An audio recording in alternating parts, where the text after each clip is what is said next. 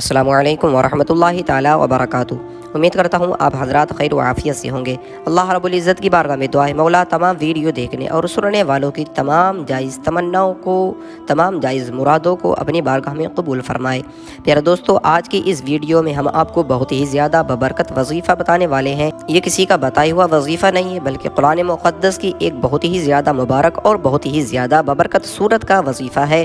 ایک ایسی سورت جسے ہمارے اور آپ کے آقا صلی اللہ تعالیٰ علیہ وسلم کے نام پاک سے نسبت ہے، یعنی ہم آپ کو سورہ محمد کا وظیفہ بتائیں گے کہ اس کے پڑھنے کے کتنے زیادہ فائدے ہیں اور اس کے پڑھنے والے کو کتنی زیادہ برکتیں حاصل ہوتی ہیں۔ پیارے دوستو، اگر کسی کے کاروبار میں برکت نہ ہوتی ہو، اس کی دکان میں برکت نہ ہوتی ہو، اس کے مکان میں برکت نہ ہوتی ہو، پیسے کماتے بہت ہوں لیکن جیب میں رکتے نہ ہوں، تو انہیں چاہیے کہ وہ صرف 3 دن کسی ایک وقت میں سورہ محمد کو تلاوت کریں یا سورہ محمد کو سن لیا کریں۔ انشاءاللہ اللہ رب العزت ان کے رزق میں بے پناہ برکتیں عطا فرمائے گا اور ان کے کاروبار میں بے پناہ برکتیں عطا فرمائے گا، ان کے گھر میں بے پناہ برکتیں عطا فرمائے گا۔ پیارے دوستو، قرآن مقدس بہت ہی زیادہ مبارک اور بہت ہی زیادہ ببرکت کتاب ہے، جس میں ہمارے اور آپ کے لیے ہر پریشانی کا حل اور ہر بیماری کے لیے شفا موجود رکھی ہے۔ تو ہمیں چاہیے کہ ہمیں اگر کوئی بھی پریشانی ہو تو ہم اللہ رب العزت کی مبارک کتاب کو اٹھائیں اور اس کی تلاوت کریں۔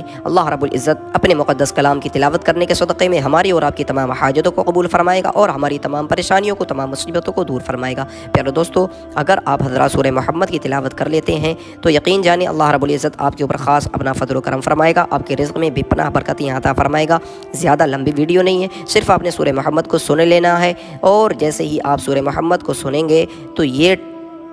جتنا وقت بھی آپ کا گزرے گا یہ بیکار نہیں بلکہ آپ کی زندگی بدل کر رکھ دے گا۔ پھر دوستو، قرآن مقدس جتنا پڑھنے میں ثواب ہے اتنا ہی زیادہ قرآن مقدس کو سننے میں بھی ثواب ہے۔ اگر پڑھنا نہیں آتا ہے تو سورہ محمد کو سن لیں، اللہ رب العزت سننے کی برکت سے آپ کے رزق میں بے پناہ برکتیں عطا فرمائے گا، آپ کے گھر سے تمام بیماریوں کو دور فرمائے گا، آپ کو ظالمین کے ظلم سے محفوظ فرمائے گا۔ پھر دوستو، چلتے ہیں سورہ محمد کو سن لیتے ہیں۔ اعوذ باللہ من الشیطان الرجیم، بسم اللہ الرحمن الرحیم۔ الذین کفروا وصدوا عن سبیل اللہ اضل اعمالهم والذین آمنوا وعملوا الصالحات وآمنوا بما نزل على محمد وهو الحق من ربهم كفر عنهم سيئاتهم وأصلح بالهم ذلك بأن الذين كفروا اتبعوا الباطل وأن الذين آمنوا اتبعوا الحق من ربهم كذلك يضرب الله للناس أمثالهم فإذا لقيتم الذين كفروا فضرب الرقاب حتى إذا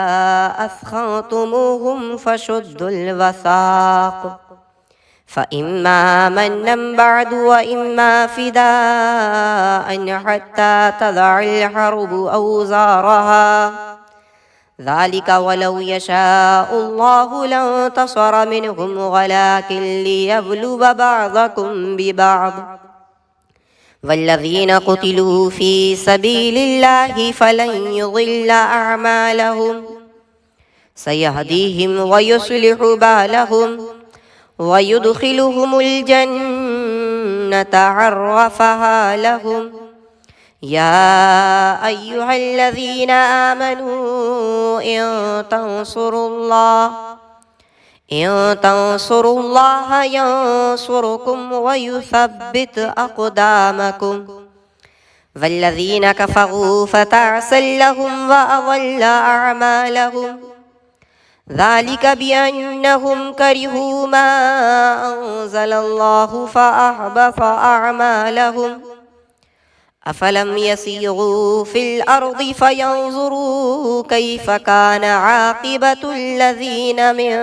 قبلهم دمر الله عليهم وللكافرين أمثالها ذلك بأن الله مولى الذين آمنوا وأن الكافرين لا مولى لهم إن الله يدخل الذين آمنوا وعملوا الصالحات جنات تجري من تحتها الأنهار والذين كفروا يتمتعون ويأكلون كما تأكل الأنعام والنار مثوى لهم وكأي من قرية هي أشد قوة من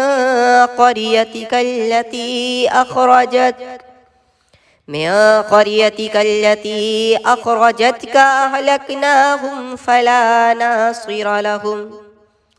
أفمن كان على بينة من ربه كمن زين له سوء عمله واتبعوا أهواءهم مثل الجنة التي وعد المتقون فيها أنهار من ماء غير آسن وأنهار من لبن لم يتغير طعمه وأنهار من خمر لذة للشاربين وأنهار من عسل مصفى ولهم فيها من كل الثمرات ومغفرة من ربهم كمن هو خالد في النار وسقوا ماء حميما فقطع أمعاءهم ومنهم من يستمع إليك حتى إذا خرجوا من عندك قالوا للذين أوتوا العلم ماذا قال آنفا أولئك الذين تبع الله على قلوبهم واتبعوا أهواءهم والذين اهتدوا زادهم هدى وآتاهم تقواهم فهل ينظرون إلا الساعة أن تأتيهم بغتة فقد جاء أشراطها فأنى لهم إذا جاءتهم ذكراهم فاعلم أنه لا إله إلا الله واستغفر لذنبك وللمؤمنين والمؤمنات والله يعلم متقلبكم ومثواكم ويقول الذين آمنوا لولا نزلت سورة فإذا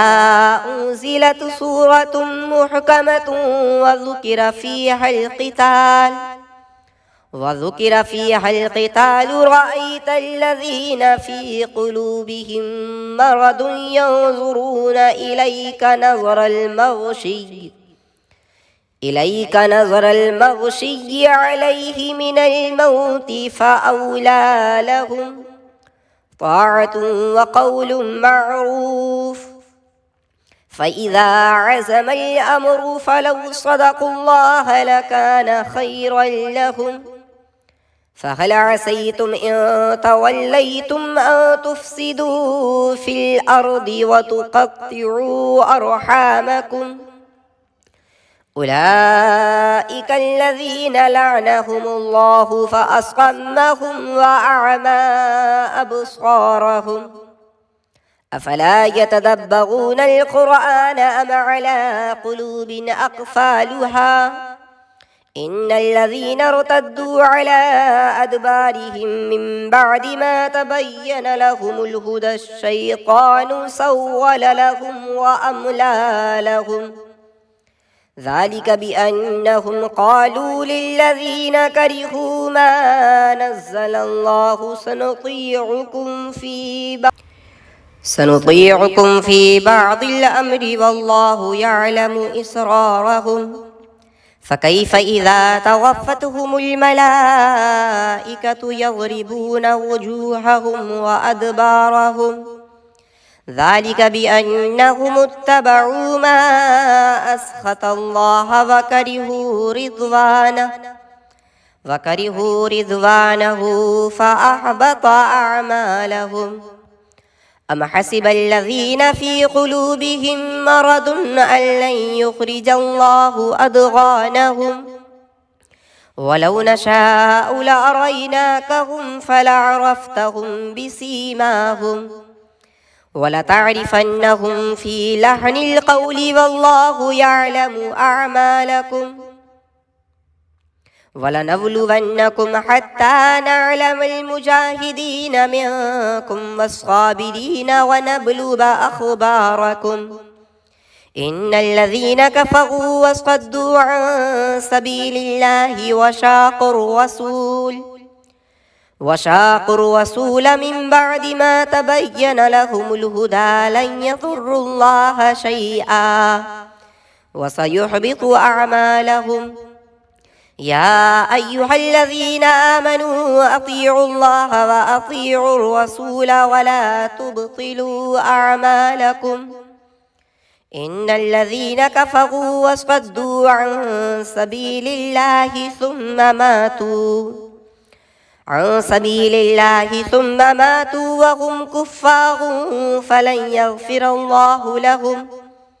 فلا تهنوا وتدعوا إلى السلم وأنتم الأعلون والله معكم ولن يتركم أعمالكم إنما الحياة الدنيا لعب ولهو وإن تؤمنوا وتتقوا يؤتكم أجوركم ولا يسألكم أموالكم إن يسألكموها فيحفكم تبخلوا ويخرج أضغانكم ها أنتم هؤلاء تدعون لتنفقوا في سبيل الله فمنكم من يبخل ومن يبخل فإنما يبخل عن نفسه والله الغني وأنتم الفقراء وإن تتولوا يستبدل قوما غيركم ثم لا يكونوا أمثالكم صدق الله العلي العظيم.